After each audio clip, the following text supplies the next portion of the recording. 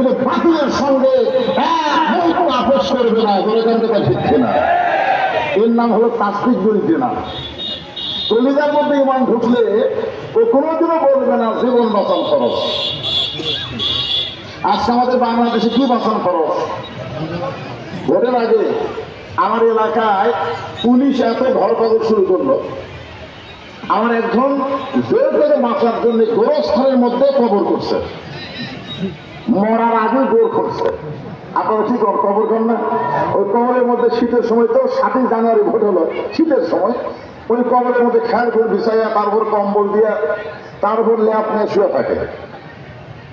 মাঝে মাঝে দিদি মোবাইল করে বলে খবর কি? এ পর্যন্ত পুলিশ 3বার ঘুরে গেল, আপনি কোথায়? বলে আমি নিরাপদে আছি। কোনো টেনশন করিস না, এমন জায়গাতে আমি আছি পুলিশের বাঁচার ক্ষমতা নেই, আমার ধরবে। বড় কয় কোটি আসতে পারে। আপনার বলেন তো, মানুষ মারা গেলে যে কবরে যায়, ওই জেতা অবস্থায় গেছে, ওই ভালো আছে? তারপরে বলতেছে আমার কোনো টেনশন নাই।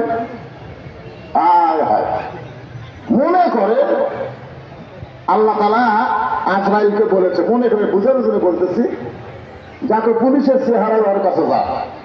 কারণ পুলিশের লোকালয়ে মানুষ খুঁজতেছে গোরস্থানে জায়গা। তো তুই আজরাইল একটু পুলিশের পোশাক পরে ওর কাছে যাতো, পুলিশের পোশাক পরে আজরাইল এসে বলতেছে কে রে ভাই? তখন বলি ওই জায়গার তো খবর দিয়ে দিল।